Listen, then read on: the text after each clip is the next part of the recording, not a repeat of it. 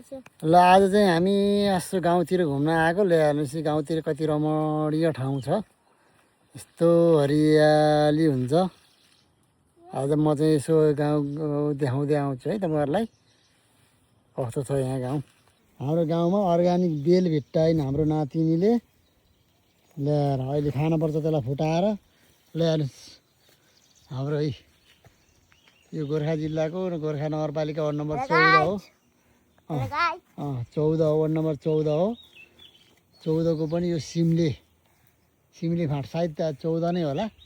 यो सिमले फाँटमा चाहिँ हामी अहिले चाहिँ यसो घुम्न भनेर आएको थियौँ ल्याएर यहाँबाट सबै देखिन्छ मनोकामना पनि देखिन्छ ल्याएर यहाँबाट मनोकामना भनेको माथि त्यो मनोकामना हो ल्याएर मनोकामना छ मनोकामनाबाट यता आयो ल्याएर यसै आयो यो अब फेरि यो भयो बेल हो त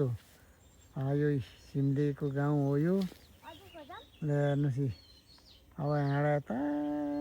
माथि गएपछि ल्याएर यता माथि गएपछि यो चाहिँ छिम्केश्वरीको डाँडो देखिन्छ त्यहाँ हो यो छिम्केश्वरीको डाँडो हो डाँडो भनेको अल्को पहाड ल्याएर आइयो अर्ग्यानिक कटहर भन्छ यसलाई ल्याएर गाउँतिर आएपछि यस्तो कटहर फले हुन्छ पाइन्छ यस्तो किसिम ल्याएर बेलाउती पनि छ यहाँ त बेलाउती भनेको यस्तो हो अर्ग्यानिक अम्बा भर्खर फल्न लागेको छ हेर्नुहोस् यो पाकेपछि धेरै मिठो हुन्छ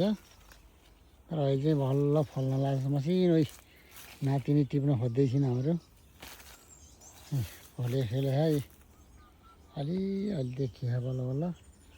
ल्याएर फाँटमा मकै हेर्नुहोस् त कति राम्रो मकै हेर्नुहोस् ल्याएर मकै कति राम्रो छ यहाँ ल यस्तो छ मकै यहाँ ल हेर्नुहोस् गाई केराघारी पनि छ यहाँ केरा पनि यहाँ फलिरहेछ भित्री बारी भन्छ यो कर्साबारी